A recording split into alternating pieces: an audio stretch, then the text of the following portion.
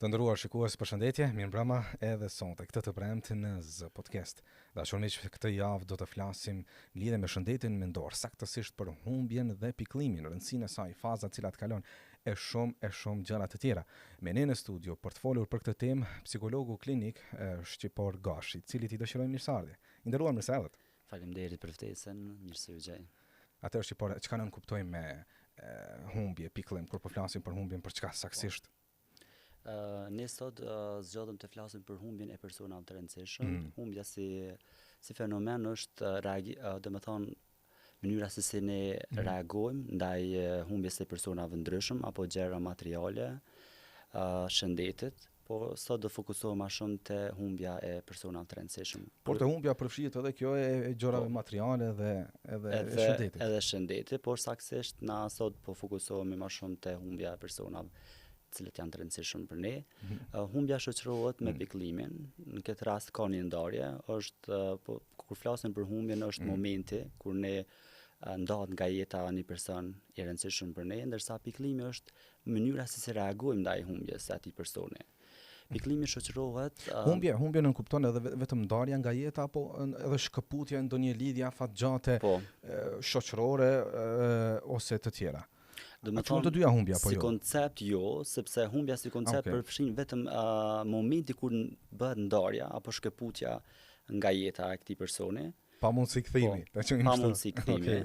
Ndërsa pikëllimi është mënyra si na reagojmë, domethënë ndaj kësaj humbje, edhe cila shoqërohet me një boshllëk emocional, një tërheqje nga të tjerët, një mungesë e energjisë, a motivimit për të vazhduar jetën siç ka qenë më parë. Pikërisht te kjo pjesë, pse është e rëndësishme të dimë si ta përballojmë, si ta manifestojmë?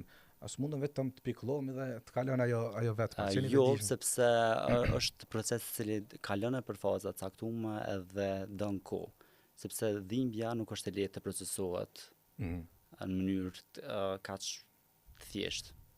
Atëherë pikëllimi konsiderohet tek pjesa e emocioneve. Po, domethënë saktësisht ka të bëjë me këtë mënyra se si individi apo personi po reagon ndaj asaj çka ka humbur. Në këtë rast kur po flasim për personin e rëndësishëm, për ne do thotë mënyra se çysh na e përballojmë ose çysh jena të reagu ndaj asaj humbje. Kur në këtë rast domethënë po shoqërohet me simptomat depresionit, po ashtu edhe të ankthit, probleme me përqendrimin, po ashtu dhe humbje kujtesës, pothuajse. Çfarë faza kalon? Kur individi përballet me humbjen, kalon faza të ndryshme ka disa në fakt teori psikologjike të cilat e shpjegojnë humbjen, edhe unë po fokusohena vetëm te teoria e Ross Kubler, që është ku individi kalon në fazën e parë është mohimi, ku individi e ka vështirë me pranu me realitetin që po ndodh tani, edhe në farë mënyrë është një mekanizëm mbrojtës ndaj mendjes tij për me mbrojt nga ajo gjendje traumatike që e shoqëron individin, edhe është pothuajse kogja vështirë e menaxhueshme për një person kur Zoti ja ka marrë nga jeta gjëjen më të shejtë. Do thot për ta thjeshtuar, kur dikujt i vdes dikush, ai në mendjen e tij krijon diçka se nuk ka vdek, nuk e pranon atë realitet. Po sakt. Dhe kjo në psikologji njihet si mekanizëm mbrojtës, domethënë për ta qetësuar, për ta qetësuar mendjen, edhe si në farë mënyre për çysh me reagu ose çysh po ballafaqona ose si po përballoj këtë. Edhe pse është vështirë, lehtë e pranueshme, dhe njeriu justifikon veten duke thënë se nuk është e vërtetë, diçka gabim mund të ketë shkuar. Kështu me radhë. Pse pastaj është pyetja pse më ka ndodhur veç mua, çka kam bërë unë, lindjen ngjinat e turpit, ngjinat e fajt. Pas mohimit kalon faza që është më e vështirë të themi. Ndonjë pak të mohimi, është diçka normale kjo faza e mohimit? Është normale. Apo është ndonjë problem? Jo, është pothuajse fazë e shëndetshme, si një njeri i cili e përjeton humbjen pa kaluar te faza e mohimit nuk mund t'i kaloj faza tjera, sepse është pothuajse gjëja e parë. Domethënë po mësohet me goditjen e parë që po është duke përjetuar, edhe është shumë e natyrshme, pothuajse, edhe është shumë normale mënyra se si reagon gjatë kësaj faze. Interval kohor më me thonë nuk ka caktum, sepse varet për personalitetit apo individit se si e përjeton dhe se si është duke kalu si fazë. Pastaj vjen faza që është pothuajse më e vështira nga aspekti psikologjik, është tronditja, ku individi Para se dalim është të tronditja, po besoj është arsyeshëm dalemi edhe pak te kjo pjesë. Çfarë faktorë tjerë ka që mund ta determinojnë fazën e mohimit? A ka raste kur nuk është normale ajo ose nga çka varet kjo gjatësia që e përmendëm? Unë thash, do të thonë varet nga edhe mënyra se si individi është duke kalu si fazë. Varet edhe nga lidhja që ka pas me personin. Nëse personi ka pas lidhjen e shëndetshme emocionale me personin që ka humbur jetën, është shumë e lehtë me akceptu. Po nëse lidhja e tyre ka qenë e paqartë, ka pas pothuajse konflikte, ka pas paqartësi, personi është ndi i pasigurt në raport me ata, faza është shumë e vështirë. Okej. Po, me përballu ose me te kalu. Pastaj kalojmë te muna me vazhdu te pjesa është ku individi përjeton një tronditje apo një shok emocional, ku thjesht përjeton një mpirje emocionale ku nuk din si me reagu. Kjo vjen bashkë me fazën e mohimit. Po, bashkë me fazën e mohimit, do të thonë pasi kalon faza e mohimit që nuk po përballna me realitetin, nuk po mëj me kuptu a është kjo gjë e vërtetë apo jo, pason një tronditje, një shok emocional ku individi nuk asesi nuk po mundet me kuptu edhe thjesht vetëm po është në gjendje të rënduar, në gjendje të mpirjes emocionale edhe nuk po din si me reagu, thjesht trupi tina po jep sinjale të ndryshme se që shfaqen në forma ndryshme, po mënoj dikush qarn shumë me dha, dikush thjesht ka shumë raje të forta zemrës, dikush thjesht i ngushtohet gjokse, dikush ka tepër një farë stresi, po më të them shumë të lartë, ka dhimbje koke, po me gjas ka rastis me po personat që kanë reagu në këtë fazën e tronditjes. Në momenti kur e kanë pranu lajmin edhe sheh, për shembull, mënyra ose reagimi normal ose reagimi i zakonshëm që mundet me ndodhë është kur njerëz për shembull e manifestojnë me forma të ndryshme. A varet vetëm nga personaliteti? Shohim raste dikush ndihet vetëm bosh, dikush tjetër me emocione intensive të vazhdueshme. Po, mund të them se varet. Këto mund të shtojmë për shembull edhe besimin, për thënë drejtën, personat të cilat po konsiderohen që kanë lidhje më të mira me Zotin, ose janë çfarë roli ka religioni saktësisht te kjo pjesë? Edhe nga të dhënat shkencore ose nga ulëmtimet shkencore, ndikim negativ. Po, ka ndikim pozitiv me përballu ose me lehtësu procesin e humbjes, që e cila do të thonë pothuajse ka një efekt gjatë të rëndësishëm se si njëri ka vënë pa ose ka vënë një farë para, do të thonë tash na vazhdoj me shpjegu me radhë fazat edhe dalë te kjo që njëri arrin një marrëveshje apo një negocim, sepse tek e fundit është proces i cili ndodh dhe të dush bësh diçka. Do të thonë, në këtë rast personat të cilat kanë një marrëveshje, lidhje me Zotin e tyre, shumë a lehtë e pranojnë. Edhe nëse pranimi në këtë rast, në këtë fazë është i shëndetshëm, edhe thotë, ok, nëse Zoti mua ma ka marrë këtë person të rëndësishëm nga jeta ime, atëherë unë po pajtona me këtë fakt dhe po vazhdoj me jetu jetën normale. Sepse ka diçka e natyrshme, vdekja si proces, se sikur që lindim edhe vdesim, por nuk muna me ditë kur sakt ndodh. E në momenti kur ti e din, për shembull që Zoti e vendos ose e cakton që kur një person ndahet nga jeta, është shumë e lehtë ti me kuptu edhe me pranu humbjen e atij personi. Praktikisht ju merrini edhe me raste, keni vrejt tek persona që janë më religios, një kapërdirje po e qujon, më të lehtë të kësaj? Po, them drejtën, po, personat që janë religios, praktikues, po them fes, kanë një reziliencë më të madhe, them drejtën në këtë drejtim. Po thuaj se kanë një reflektim edhe më pozitiv, sepse negocimi i tyre ka qenë i shëndetshëm, përveç humbjes që është gjë shumë e rëndë dhe e vështirë, edhe cila njëri mësohet me kohën, te ata ka qenë një reflektim, po thuaj se edhe pozitiv, sepse janë bërë më të guximshëm, janë bërë më të përgjegjshëm ndaj detyrave ose punëve të cilat i kanë në jetë. Po ashtu janë bërë më vigjilent, po thuaj se ose më punëtor, sepse varet, kam një rast kur një person ka hu prindin në moshë shumë të re, por tek ky përveç një pjesë, një humbje shumë të madhe për ta që e kalon pothuajse në fazat të rinisë, për ta ka qenë pothuajse edhe një aftësi tjetër e ripërtrirjes së tina se është bërë më punëtor, është bërë më apo thuaj më i guximshëm. Domethënë ka marrë më shumë përgjegjësi. Domethënë rëndësi ka dhe si i kanalizon këto farë emocionet. Fiks, domethënë rëndësi ka dhe mënyra se si i kanalizon e mënyra që i përpunon. Kështu që kur ka reflektime pozitive është për ne është histori e suksesi për persona të caktuar dhe këta persona mund shumë lehtë me ndihmu dikujt tjetër çush me kalu. Do ndalem në kjo pjesë e fundit që përmende, po e përmende negocimin, na sqaro pak më shumë. Po çka domethënë është marrëveshja kur individi krijon me Zotin këtë fakt, varet edhe pe besimeve ndryshme, po në këtë rast na përmendëm besimin, këtë rast besimin musliman. Edhe ku individi nëse negocime apo marrëveshja është e shëndetshme, domethënë shumë ma lehtë e përjeton humbjen, edhe shumë ma lehtë si emocion ka më përpunu taj. Edhe ka me vdekja ose humbja në atë moment, për ta ka me qenë një kuptim. Në farë mënyre ka me pranu ma lehtë edhe ka me qenë si kuptim. Një mesazh i fuqishëm për ta, që okej, kjo ka mujt me ndodhë, jo tani, por një moment caktuar, po ti do t'jesh gati. Edhe mënyra se ti ki mekanizmat e tu apo strategjitë e tua të përballimit, domethënë varet nga ti. Kështu që te personat fetar përgjithësi vret një reziliencë më e madhe ose një strategji shumë më shnetshme përballimit. A ka raste kur mund të pasoj edhe me çrregullim personalitetit ose diçka të ngjashme? Jo, rastet ekstreme, domethënë ose po thuaj se fare, nuk mundet me shku deri atë nivel. Çka mundet me karakterizu është tani është faza e zemrimit, kur njeri domethënë njihet shumë keq, është pak arrogant, pse ma mori Zoti mua nga jeta këtë person, çka kam bërën. A nështë unë s'kam reagu me ku. Pse pikërisht tani? Po, pse pikërisht tani, qa du të bëja unë ndryshe, pse më do të kja.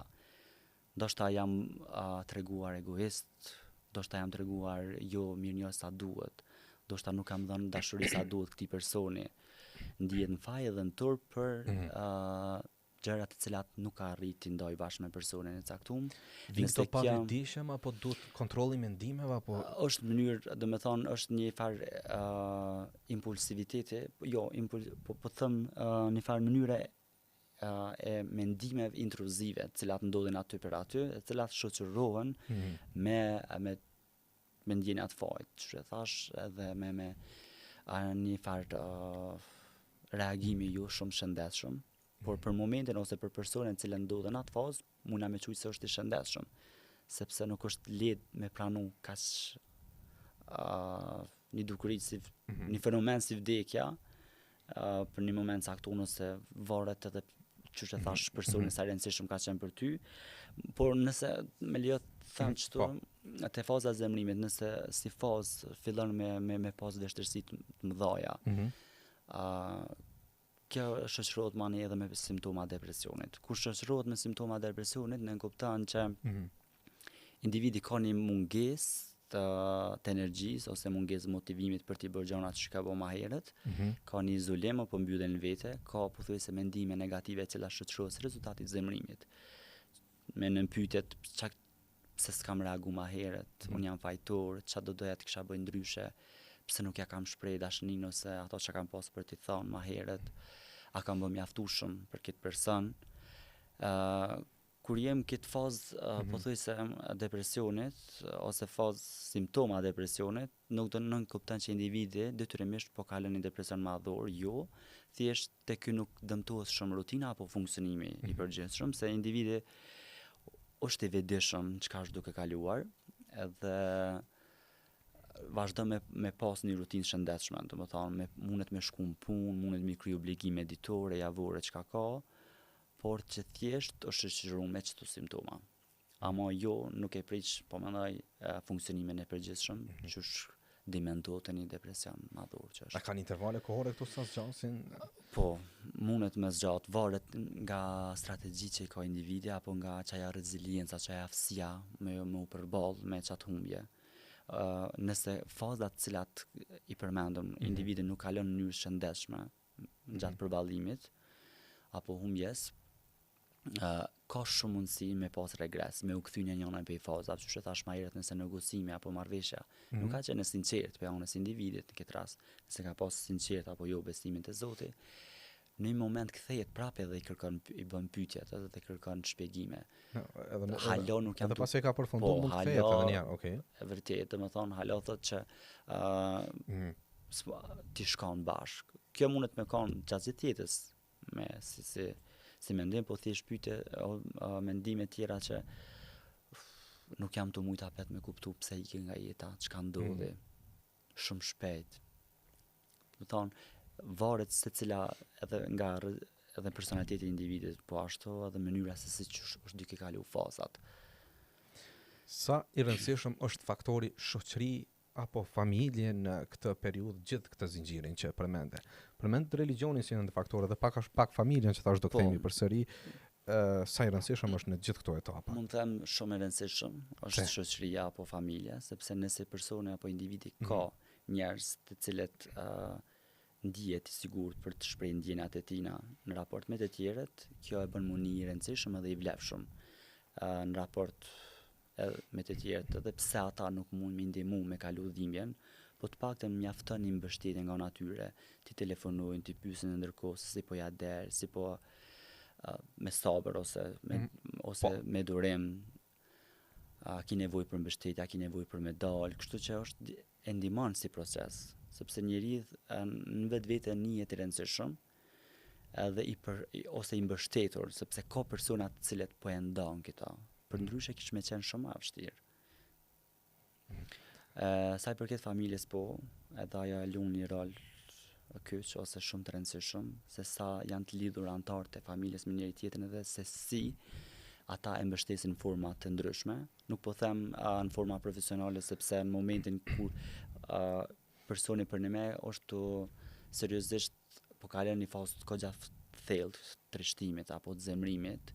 Në këto raste është shumë më e mirë ose shumë më evidente kish me qenë në takime me psikolog ose terapist, po gjithsesi edhe mbështetja familjare lun shumë të rëndësishme. Përpara se dalim tek pjesa profesionale, tek pjesa elementare, sa është e rëndësishme që ta dim ti ofrojmë mbështetje tjetrit. Konkretisht, kemi parë raste kur dikujt i humb një person shumë i dashur dhe tjetri për ta ngushëlluar vjen dhe i thot a u mërzite. Ndërkohë kjo për dikë mund të reflektoj goxha jo mirë, jo këndshëm, dhe thot ai unë kam humbur njërin më të dashur jetës, ai më pyet a u mërzite, që është diçka shumë absurde. Po mendoj se është e rëndësishme kjo pjesa si pa fjalë, me fjalë, vetëm emocione, me gatishmëri. Po mendoj e rëndësishme është edhe me fjalë, sepse mënyra si kur e pyeti e din personin fakt që ka qenë rëndësishëm, por thjesht është një farë mënyre se si ti e shpreh ngushëllimin me ata. Edhe nëse nuk e shpreh me fjalë, atëherë i bjen që vetëm po të rri afër, po nuk po di sa po muj me ta lecu që dhimbje që jetu ke kalu ti. Kështu që shprehja e forma ndryshme, domethënë është lecuese, edhe është pothuajse e mirë pritur nga ana e tjetër e personit krahas, sepse me aq sa den ose me aq sa konjuri personi po përpiqet me ndihmu. E rëndësishme mund të them është që po bashkëndjen me ty. Kjo është më e rëndësishmja. Shqiptar mund të marrim gati edhe një analizë pak më të gjerë me që studimet tashmë edhe një PhD kandidat i ke edhe në nivel jashtë kontekstit shqiptar. Si ishe këto tradita që i kemi ne të shqiptarët? Është e pamja, është shëndoshja e kokës e kryt, si përmendet në zhargonin popullor, e të tjera procedura. Janë këto të mira për një shoqëri apo për individin? Nga investimin tim mund të them se po, edhe pse ka shumë studime të cilat e studiojnë humbjen apo pikëllimin edhe janë shumë të ndryshme nga kultura në kulturë. Kështu që për mendimin tim mendoj se tena janë shumë mirëseor në pamjet që përmene.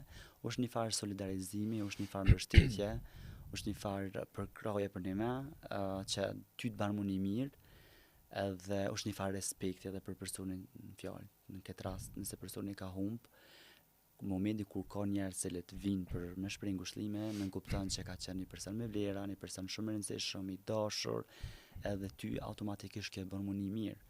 Në momentin kur njerëzit flasin gjatë procesit të vdekjes për personin, ti ke një farë ndjenje krenarie për ta.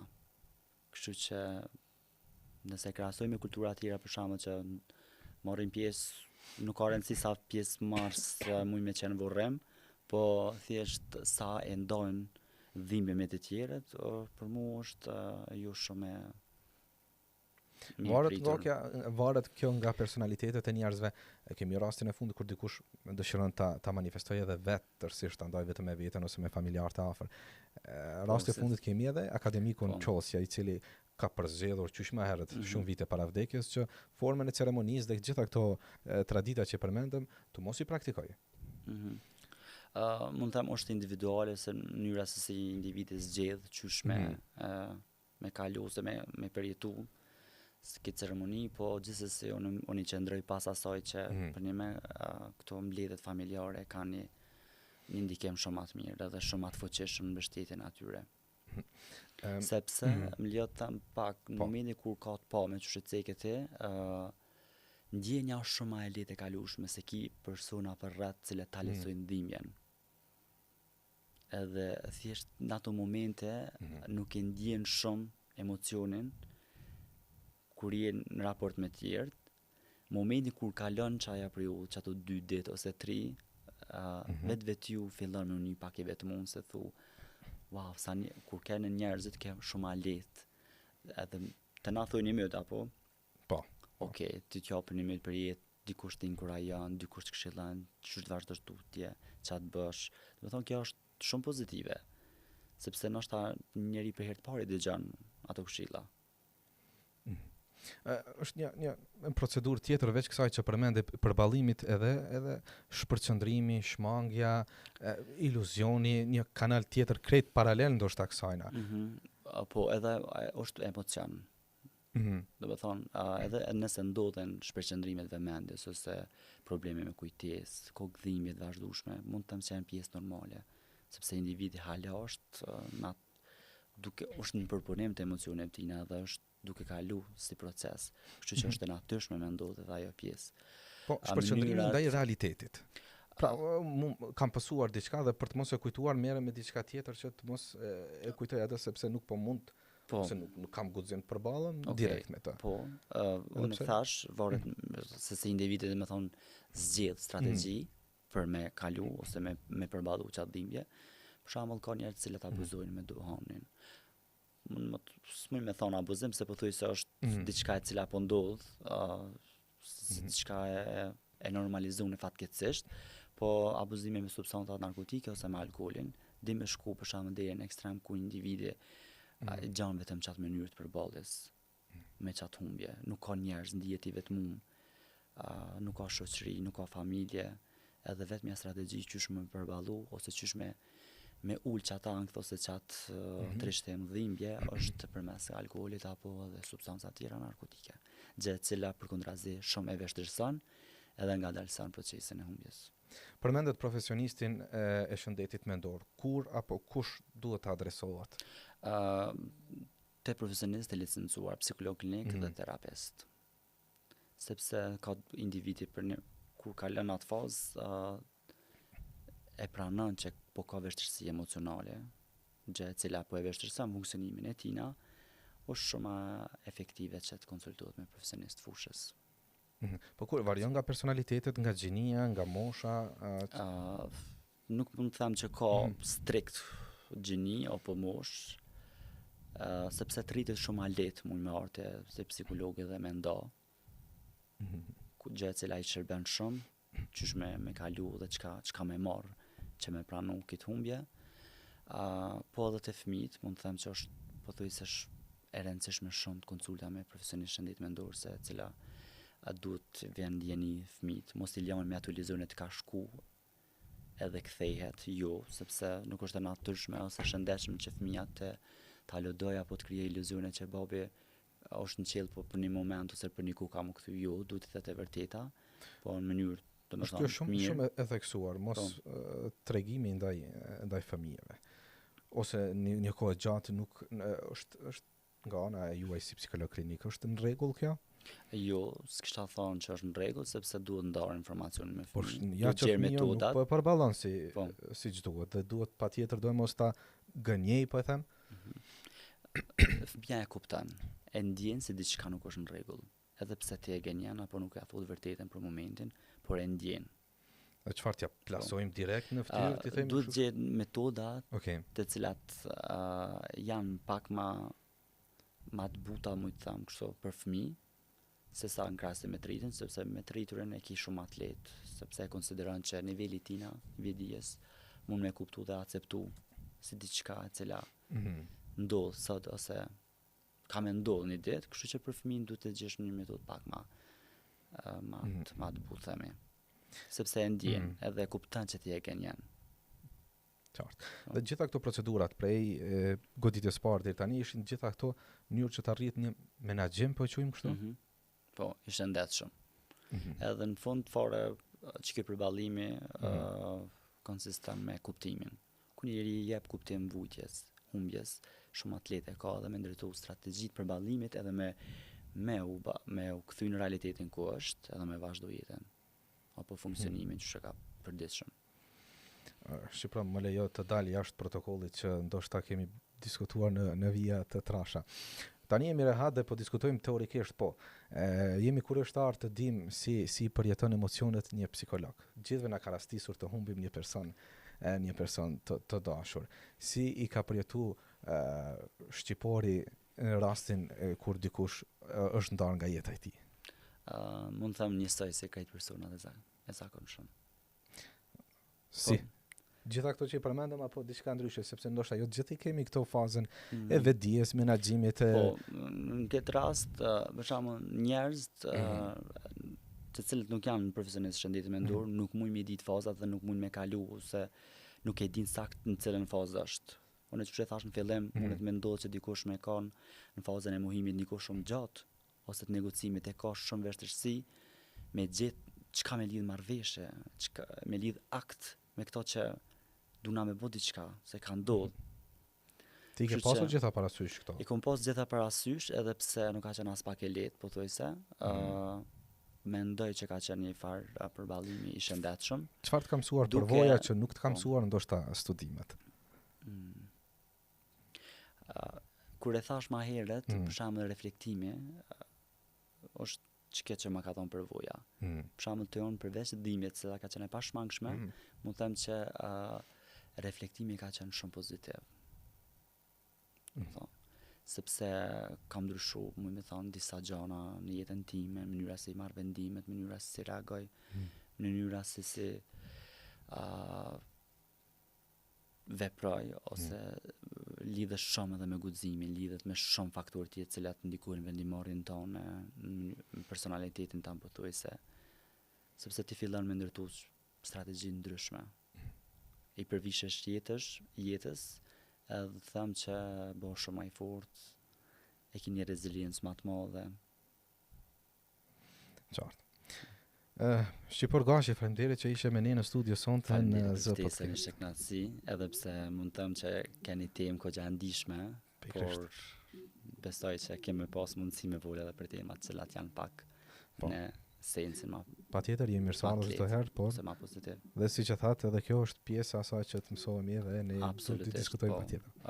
Mendoj që është shumë e rëndësishme edhe pse pak flitet në kontekstin kulturor të na. Do doja shumë që seriozisht njerëz të cilët kanë vështirësi me përballu humbjen, me profesionistë shëndetit mendor, në këtë rast nëse kanë familjar, se kanë shoqëri, okay, po gjithsesi që të jetë një përballim ose të jetë një kuptim e asaj që ka kanë kalu ose një përballim i shëndetshëm me çuj kështu, të konsultohen. Përndryshe shqipori merret edhe me këto raste në forma online dhe fizike. Po.